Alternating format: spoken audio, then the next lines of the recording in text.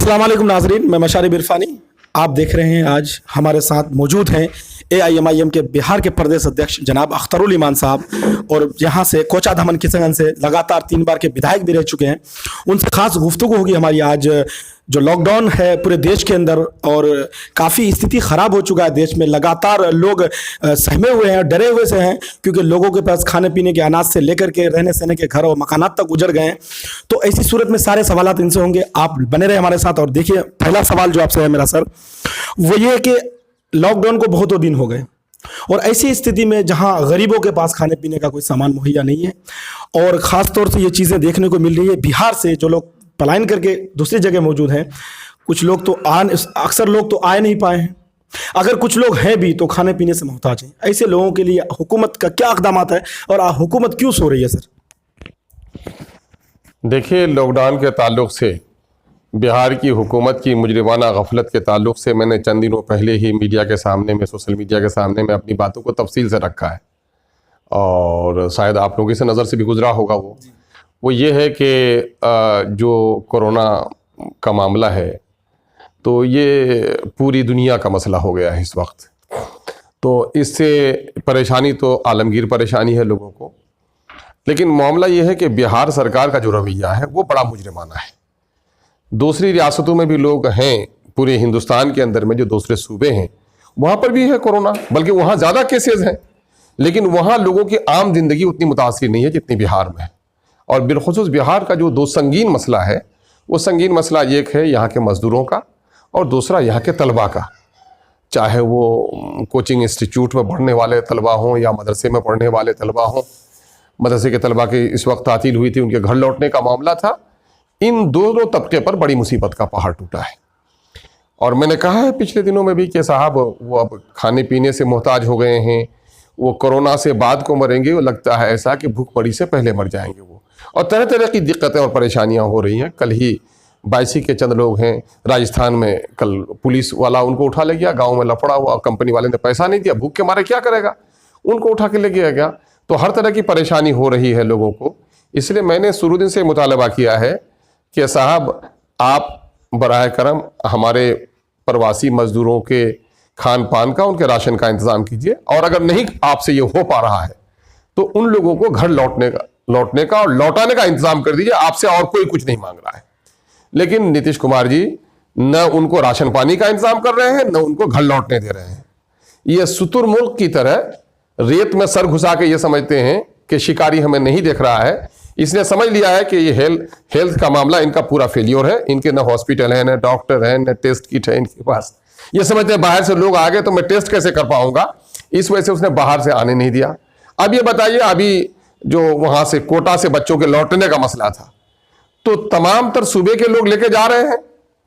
भाजपा का प्रधानमंत्री और भाजपा का मुख्यमंत्री यूपी का, केंद्र में बैठा हुआ है प्रधानमंत्री भाजपा का, और मुख्यमंत्री योगी सब अपने बच्चों को खींच के ला रहा है। कोर्ट में मामला भी चला गया। यहाँ कोटा में पढ़ने वाले बच्चों के लोग हाईकोर्ट में चले भी गए। तो नीतीश जी पर वचन दे रहे हैं कि हम केंद्र के नियमों का पालन करेंगे। तो नीतीश जी, जब तक मामला आपकी नाकामी का आता है तो आप केंद्र के का हवाला दे रहे हैं, कोर्ट का हवाला दे रहे हैं। तो क्या वो केंद्र शासित नहीं है? क्या केंद्र के अंदर में यूपी नहीं आता? क्या वो आजाद कोई रियासत है क्या? तो केंद्र का कानून उनके लिए है। वो अगर अपने बच्चों को ला सकते हैं तो आप भी अपने बच्चों को ला सकते हैं। वो अगर अपने मजदूरों को ला सकते हैं तो आप भी अपने मजदूरों को ला सकते हैं। दरअसल अपनी कमी को छुपाने के लिए गरीबों पर डंडे बरसा रहे हैं। हमारे 3 तारीख तक लोग देख रहे हैं। मुझे तो ऐसा लगता है जैसा फोन आ रहा है लोगों का, रोते हुए, बिलखते हुए। उनके घर के लोग फोन कर रहे हैं, गरीबों का चूल्हा यहाँ भी बुझा हुआ है, प्रदेश में उन लोगों को परेशानी हो रही है। कई नौजवानों ने कहा कि साहब हम लोग जान से चले जाएंगे, लगता है जिस तरह से रवैया है। तो ये बहुत ही मुजरिमाना मामला है। हम सत्ता पक्ष के लोगों से, बिलखुसूस नीतीश जी से मैंने गुहार लगाया है। आप लोग पूछ रहे हैं तो फिर मैं यही, मेरा जो पैगाम कल का था, अभी चंद दिनों पहले हमने जाकर के डीएम के पास जाकर के माननीय मुख्यमंत्री के नाम से मेमोरेंडम भी दिया है, और यही नुकात पर कि भाई आप मजदूरों के राशन का और सुरक्षा का इंतजाम कीजिए। अगर आपसे ये नहीं हो पाता है तो आप हमारे मजदूरों को और छात्रों को घर लौटाने की व्यवस्था कीजिए। अगर नहीं ऐसा किया तो आप कोरोना का सहारा लेकर अपनी नाकामी को नहीं छुपा सकते हैं। लोग अपने जो उनका अधिकार है डेमोक्रेसी का, जो उनका कॉन्स्टिट्यूशनल राइट है, लोग सड़कों पर उतरेंगे। उस वक्त कोरोना के नियमों का अगर उल्लंघन होगा तो उसकी जिम्मेदार सरकार होगी। हम लोग चाहते हैं कि कोरोना से बचने के लिए जो भी गाइडलाइन आ रहे हैं, चाहे होम डिपार्टमेंट के आ रहे हैं, चाहे मेडिकल की तरफ से आ रहा हो, उसको लोग फॉलो करें। और अच्छा हुआ आज के दिन में, और किसी क्या फॉलो करेगा। मंदिरों में पंडित ने जाना छोड़ दिया है, मस्जिदों को रमजान के मौके से भी मुल्लाओं ने मस्जिद से किनारा कशी कर ली है। रवायत सिर्फ चंद लोग, अजान और मोहद्दिन साहब और इमाम साहब हमारे मस्जिद को आबाद किए हुए, लोगों का दिल कलक रहा आज मस्जिदों में जाने के लिए, लेकिन लोगों ने आप साथ दिया है और आप डंडा चला रहे हैं सिर्फ अपनी नाकामी को छुपाने के लिए। तो ये बहुत मुजरिमाना मामला है। 3 तारीख तक अगर कोई फैसला कौन मामला सामने में नहीं आया तो मैं समझता हूं कि बिहार के उन तमाम तर लोगों से, जो विपक्षी पार्टियां हैं, तमाम तर पॉलिटिकल पार्टियों से, जनहित में के सरोकार रखने वाले तमाम तर लोगों से, मैं बुद्धिजीवियों से मैं गुजारिश करूंगा कि मजदूरों के लिए और छात्रों के लिए और बिहार के बेबस लोगों के लिए हमें सब बंदी करके हुकूमत के इस मुजरिमाना अमल के खिलाफ कोई न कोई हिकमत अमली बनानी चाहिए। सर, जैसे सुनने में आ रहा है कि मोदी जी जिस तरह से बयान दिए थे प्राइम मिनिस्टर के, ईद हम फिर पिछले टाइम की तरह खुशी से मनाएंगे और दुआ कीजिए ऊपर वाले से, लेकिन इस 3 तारीख को आगे बढ़ाने की बात चल रही है। तो ऐसी सूरत में अगर डेट आगे बढ़ जाता तो फिर आपका क्या रवैया रहेगा? देखिए, मामला एक तो है, कुदरत का मामला है बीमारी पर, लेकिन यह है कि हुकूमत की अपनी कमजोरी और अपनी गफलत भी है। उम्मीद रखते हैं लोग कि शायद उस वक्त तक, अगर प्रधानमंत्री जी ने कहा है तो शायद उनके पास जो मुख्तलिफ रिपोर्टें आई होंगी कि साहब कोरोना पर उस वक्त तक हम काबू पा लेंगे। अल्लाह करे, ईश्वर से दुआएं हैं कि काबू पा लें लोग और फिर ठीक से आम जिंदगी बिल्कुल मामूल पे आ जाए, इसके लिए हम लोग भी तमन्ना करते हैं। और सर, बिहार सरकार ऊंट के मुंह में जीरा डालने का काम क्यों कर रही है? क्या बिहार के पास संपत्ति नहीं है? नहीं, देखिए, असल हुआ है क्या कि बिहार में सबसे बड़ी बात यह हो गई कि अपोजिशन कहीं ना कहीं से पंगु बन गया है और न जाने कितने गुनाह इन लोगों ने पाप कर लिए हैं कि इनकी जबानें नहीं खुल पा रही हैं। मजबूत अपोजिशन के नहीं होने से जमहूरियत का बड़ा नुकसान होता है, बल्कि जमहूरियत का कत्ल हो जाता है जहां अपोजिशन खड़ा नहीं हो। तो यहां पर बड़ा वो है कि इनके बातों पर, अभी मैंने उस दिन भी कहा था कि साहब आप 1,000 मात्र, आज के दिन में क्या अहमियत है उसकी, और आपने दिया है बिहार में, बाहर में जो मजदूर हैं बेचारे, उनका खाता किसी का खाता पंजाब में है, किसी का दिल्ली में, वो उससे कोई फायदा नहीं ले पा रहा है। आज तो ये है कि पूरे देश में मजदूरों की तादाद बड़ी बिहार की है। इनको करना तो ये चाहिए था कि बिहार भारत के उन हिस्सों में जहां हमारे मजदूर फंसे हुए हैं, पूरे भारत में तो फंसे हुए हैं, लेकिन खास कई हब हैं, जिस तरह से गुजरात में है लोग, महाराष्ट्र में है, पंजाब में है, दिल्ली में है, कर्नाटक में है, तेलंगाना में है ना, इसी तरह से यही कई रियासतों में मजदूरों का ज्यादा है। तो आपने कहा साहब दिल्ली में रेजिडेंट कमिश्नर को आपने इंचार्ज बनाया है, लेकिन दिल्ली में लोग आपके भूखे मर रहे हैं, दिल्ली में लोगों के ऊपर डंडे पड़ रहे हैं, दिल्ली में बच्चे रो रहे हैं, बिलक रहे हैं। तो दिल्ली में आपका वहां पर रेजिडेंट कमिश्नर को आपने ऑर्डर किया, वहां नहीं हो रहा है। इस वक्त तो यह होना चाहिए था कि तमाम तर अलग अलग सूबे में इनको नोडल ऑफिसर बाहर करने थे और वहां के सरकारों से मदद लेकर, क्योंकि इस वक्त जो भी बिहारी जहां पर भी है उनके पास कोई ना कोई आइडेंटिटी कार्ड है, चाहे उनका वोटर आई कार्ड है या उनके पास आधार कार्ड है। तो भाई आप कोई ना कोई सिस्टम लगाते हैं और उन बच्चों की मदद, उन मजदूरों की मदद करने का काम करते हैं। ये मदद नहीं कर पा रहे हैं और गाल बजा रहे हैं। मैं कह रहा हूं कि अभी एमएलए लोगों ने 20 लाख, 25 लाख, 50 लाख रुपए ये लोकल डेवलपमेंट के पैसे दिए उन्होंने। तो मैं समझता हूं कि मेरे जिला से कम जो गया है लगभग करोड़ से ज्यादा रुपए, तो वही तो अगर किशनगंज के मजदूर पर खर्च कर दिया तो मैं समझ कि लोग इतना नहीं चिल्लाते। तो ये कहां से ठगी का काम हो रहा है? एक तो वो है कि प्रधानमंत्री राहत कोष में पैसा दीजिए तो उसका कोई हिसाब जनता नहीं देख पाएगी।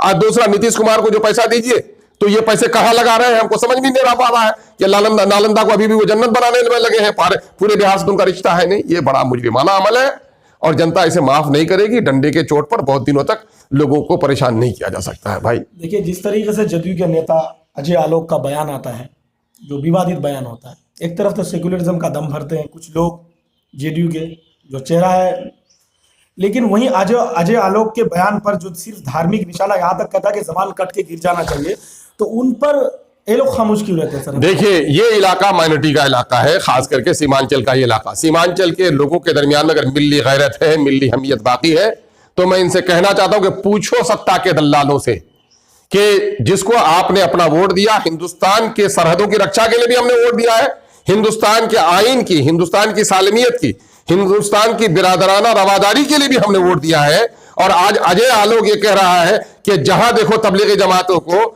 शूट एट साइट का मामला, कि देखो और गोली चला दो, लगता कोई आतंकवाद हो गए हैं क्या, कोई चोर और डकैत हो गए हैं क्या, कोई कातिल हो गए क्या? सरकार के खजाने को जो ठग के ले जाता है तुम तो उसको गिरफ्तार नहीं कर पाते हो।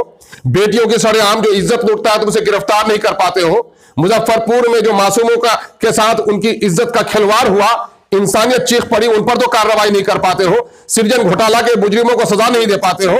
और यहां निशाना देखिए, तबलीगी जमात एक बहाना है मुसलमानों को निशाना बनाने का, नफरत अंगेज काम उन्होंने किया है।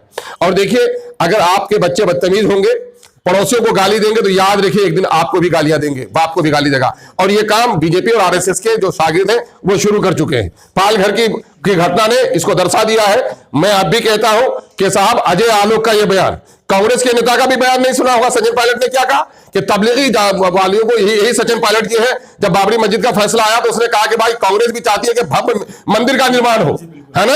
मस्जिद तोड़वाया उसी के जमाने में, और मस्जिद को बनवाने का वादा किया था, और वो कह रहा है कि वहां मंदिर का निर्माण हो। ये वक्त नहीं है इसका बात करने का, लेकिन चूंकि आपने पूछ लिया है तो मैं बोल रहा हूं कि यही सचिन पायलट है। उन्होंने फिर यही कहा कि साहब वो करेंगे कि साहब तबलीगी जमात के लोगों को ऐसी सजा दी जाए कि पूरी दुनिया उसको याद रखे। ये जुमला होता है सेकुलर पार्टी के किसी नेता को अपने आप को सेकुलर करने वाला। तो लगता है ये तमाम तो लोग आरएसएस के नजर पर अमल करने लगे हैं, और कहीं न कहीं अकलियतों को, दलितों को, कमजोर तबकात को ये लोग डराना धमकाना चाहते हैं। ये बहुत ही मुजरिमाना अमल है। मैं इसको कंडेम करता हूं। हिंदुस्तान के आईन ने, दस्तूर ने, या के संविधान ने हमें जो हक दिया, अधिकार दिया है, गांधी की कुर्बानियों का नतीजा है कि हमारे देश में सबको जीने का, सबको मरने का हक है, और किसी के धर्म को निशाना नहीं बनाना चाहिए। यही बात को माननीय प्रधानमंत्री जी ने कहा कि किसी धर्म से, किसी नस्ल से किसी को मत जोड़िए।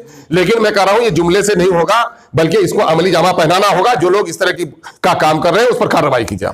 प्रधानमंत्री जी का जो ट्वीट आया सर, कहीं ना कहीं ये बहुत लेट में आया है। क्या इसको आप किस नजर से? भाई, गांव के कुछ मछुआरे होते हैं, जब गांव का कोई आदमी उससे मछली खरीदना चाहता है कम कीमत, जरा सा बेचारा कोई गरीब, तो बेटे को कहता है कि बेटा इसको मछली दे दो, और हाथ से इशारा कर देता है, बेटा यहाँ से चल दो। मैंने रिंद के रिंद भी रहे, हाथ से जन्नत में भी गई, है ना। बागबा भी रहे खुश, और राजी रहे सयाद भी, करते रहे कत्ल भी, और सुनते रहे फरियाद भी। यही अमल है इन लोगों का, इससे ज्यादा तो कोई फर्क है नहीं। ये कथनी और करनी में बहुत फर्क है इन लोगों का। विकास के बारे में बात अगर करते हैं तो ऐसी सूरत में बिहार का विकास पूरी तरह से ठप है। अरे बिहार में विकास हुआ भी क्या था? बिहार के विकास में सबसे बड़ा रोल रहा जिन मजदूरों का। अभी तो वो हुआ ना, नीतीश जी के पेशानी पे जो अभी बल आया है, ये मजदूर जो बाहर में रुक गए हैं, तो इनका तो दाना पानी रुक जाएगा। मामला ये है कि विकास हुआ कहां है? विकास अगर हुआ होता तो अपने लोगों को यहां पर बुलाते, इनके पास डॉक्टर होता, इनके हॉस्पिटल में डॉक्टर नहीं है, है ना। इनके पास इनका एजेंडा भी था सर, हेल्थ था, जल नल था, गली नली था, तो आखिर एजेंडा पे भी काम नहीं। देखिए, दो बुनियादी काम करनी थी हुकूमत को। एक काम करना चाहिए था एजुकेशन का, दूसरा काम करना चाहिए था हेल्थ का। यही काम आम आवाम से जुड़ा हुआ है, और बेचारे गरीबों की तालीम छीन ली गई, स्कूल की तालीम बर्बाद हो गई, टीचरों पर डंडे बरस रहे हैं। आज टीचरों को तनख्वाह नहीं मिल पा रही है, तालीम को भी इसने बर्बाद कर दिया है। उसकी वजह से कोचिंग इंस्टीट्यूट चल रहे हैं, और उन्होंने हेल्थ के सेक्टर को भी बर्बाद कर दिया है, जिसकी वजह से प्राइवेट डॉक्टरों की चांदनी हो रही है। दोनों में गरीबों का मरण है। अमीर लोग तो वैसे भी प्राइवेट स्कूलों में अपने बच्चों को पढ़ाते हैं, और प्राइवेट हॉस्पिटल में इलाज कराते हैं। तो अमीरों का कुछ भी नहीं बिगड़ा है, गरीबों का मामला बिगड़ा है। आखिरी में एक सवाल ये कि ऐसे सूरत में इंसानियत का किरदार क्या होना चाहिए सर? मजहब एक अलग चीज है, आज मीडिया मजहब से हर चीज को जोड़कर देखती है, किसी भी मामले को मजहब को खड़ी कर देती है, लेकिन इंसानियत का धर्म क्या है? देखिए, इंसानियत के उस पर हम बात करेंगे, वो आपके पास बहुत सारे मौजूआत हैं, लेकिन एक चुभता हुआ मसला जो मैं अभी गया कई जगह पर, और लोगों का टेलीफोन आ रहा है कि अभी गवर्नमेंट ने जो गाइडलाइन आया है सेंटर का भी, और बिहार गवर्नमेंट ने भी उसको ओके किया है, वो ये है कि निर्माण का काम, जो विकास से जुड़ा हुआ काम हमने पूछा है, कि निर्माण का काम जो है उसको आदेश दिया जाता है कि निर्माण के कार्य कराए जाएंगे। तो निर्माण के कार्य में सिर्फ यही नहीं आ रहा है कि सड़क, पुल, पुलिया, सरकार के जो निर्माण हो रहे हैं वही नहीं आ रहा है, बल्कि सबसे बड़ी मुसीबत हम सीमांचल के ताल्लुक से, बिहार के ताल्लुक से कहेंगे कि यहाँ निर्माण का काम सिर्फ सरकारों का ही काम निर्माणाधीन नहीं है, बल्कि गांव के गरीब बेचारे, गांव के लोग जिन्होंने घर तोड़कर, ये मौसम है यहाँ पर घर को मरम्मती करने का, बरसात से पहले लोग घर ठीक करते हैं, तो अपने घर का निर्माण, अभी गांव में बहुत सारे लोग हैं अपना घर तोड़ा है और छोटी सी दीवार बनाई है, उसमें मिट्टी भरना है, दीवार बाकी है, उसमें ईंट जोड़नी है, उसके पास रेत नहीं है, सीमेंट नहीं है, तो इसके मामले में एक दिग्भ्रमित है लोग कि साहब इसको लाने के आदेश नहीं है। तो मैं भी रही है गाड़ियों, अब प्रशासन अगर रोक रही है तो प्रशासन, मैं आप लोगों को कहूंगा जहां भी इस तरह की खबर आए तो डीएम साहब को और एसडीओ साहब को ऑर्डर कीजिए। मैं चूंकि अभी मुख्यमंत्री जी के नाम से जो मेमोरेंडम देने के लिए गया था, तो डीएम साहब से मैंने यही सवाल किया भी, एसपी साहब भी थे, तो उन लोगों ने साफ कहा कि नहीं साहब, निर्माण के लिए ऑर्डर, आम लोगों के भी निर्माण का जो काम है वो कराएं, और इंटर स्टेट इजाजत नहीं होगी, दूसरे स्टेट से सामान लाने ले जाने की इजाजत नहीं होगी। तो लेकिन अंदर है अपना है वो करा सकते हैं। इन्होंने दोनों जिला के बड़े पदाधिकारियों ने तो इसका वो किया है। अगर छोटे पदाधिकारी इस तरह की बात कहीं करते हैं, और मैंने बात भी किया, कई पदाधिकारियों से बात किया प्रखंड लेवल के, तो इन लोगों को भी यही है जो आप कह रहे हैं कि नहीं साहब वो सरकारी काम कर सकता है, निजी नाम काम नहीं कर सकता है। तो मैं आपके माध्यम से मैं प्रशासन से गुजारिश करता हूं, जब आप ये बात बता रहे हैं तो फिर मैं जिला के जिम्मेदार पदाधिकारियों से मैं बात करूंगा कि साहब इस सिलसिले में लोगों पर से रोक हटाया जाए। और कल बारिश शुरू हो जाएगी, अभी तो लॉकडाउन के सिलसिले में तरह तरह की बातें आती हैं, ये अगर और लिंगर कर या लंबा हो गया तो इन बेचारों का मामला ये होगा कि घर में भी नहीं रह पाएंगे। बारिश के जमाने में अभी हैवी रेन हुआ है कई दिन तक, तो लोगों का बुरा हाल है, तो घरों में लोगों का वो है, छत उजड़ी हुई है लोगों की। तो इस सिलसिले में ये लोग वो हो जाए कि घर के निर्माण करने की भी इजाजत है। और यही तो मैं कहता हूं कि सत्ता के दलालों को तो यही बात बतानी नहीं चाहिए। सिर्फ ये दलाली करने से मामला नहीं होगा, लोगों के आम लोगों के मसाइल है, ये आम लोगों के मसाइल है। जनता मेरी परिवार है, परिवार ये जबान से जो मोदी बोल रहा है, नीतीश बोल रहा है, यही जबान परिवार है। तो परिवार के दर्द को महसूस करो। परिवार का घर उजड़ा हुआ है, परिवार का घर टूटा हुआ है, ईंट नहीं आ रही है, सीमेंट नहीं आ रही है, बालू नहीं आ रहा है, ठेकेदार तो निर्माण का काम करेगा, आम लोग निर्माण का काम नहीं करेंगे, इस पर बात करो। डीएम साहब ने और एसपी साहब दोनों मौजूद थे, दोनों जिला के जिम्मेदार पदाधिकारियों ने इजाजत दी है।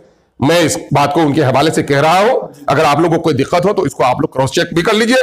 और मामला यह है कि जहां लोगों को इस तरह की कोई दिक्कत आए तो मैं आपके माध्यम से आम लोगों से गुजारिश करना चाहता हूं कि आप अपने पदाधिकारियों को, नहीं होता तो एप्लीकेशन दे दीजिए कि साहब मेरा घर टूटा हुआ है, मेरा घर बना हुआ है, ईंट की, सीमेंट की, रेत की मुझको जरूरत है, वो नहीं तो बरसात में रहने की दिक्कत होगी। हमारे यहाँ लोगों का मसला बड़ा अजीब है कि उनका बेटा जो प्रदेश में जाकर अपनी जान की बाजी लगाकर 40-40, 50-50 मंजिला इमारत पर चढ़ करके ईंट और पत्थर जोड़ रहा है और गिरे वहां से तो हड्डियां चकनाचूर हो जाती है, वो बेटा आज प्रदेश में फंसा हुआ है। और हमने कहा है, हमारी पार्टी ने भी इंस्ट्रक्शन दिया है कि साहब आपके प्रदेश में फंसे हुए जो लोग हैं उनके लिए 50 पैसे का एक कागज खरीदिए और माननीय मुख्यमंत्री जी के नाम से एक आवेदन दीजिए कि माननीय मुख्यमंत्री जी, लॉकडाउन के कारण हमारे मजदूर फलानी फलानी जगह पर फंसे हुए हैं, उनके राशन पानी का इंतजाम आप कीजिए, अगर नहीं हो सका तो उनको घर लाने की व्यवस्था कीजिए, अगर आपने नहीं लाया तो हम मजबूर हो जाएंगे धरना प्रदर्शन पर। ये जुमला लिख करके आप चाहे वीडियो के यहां, चाहे सीओ के यहां, नहीं तो पंचायत सचिव के यहां, इधर डीएम और एसडीओ के ऑफिस में दीजिए। तो बच्चे के लिए लोग रो तो रहे हैं, लेकिन ये 50 पैसे का दरखास्त नहीं लिख पा रहे हैं। मैं आपके माध्यम से मैं जनप्रतिनिधियों से गुजारिश करता हूं, मैंने पिछले दिनों में भी कहा था, मैंने कहा पंचायत के मुखिया जी और मेंबर साहब को नुमाया रोल अदा करना चाहिए।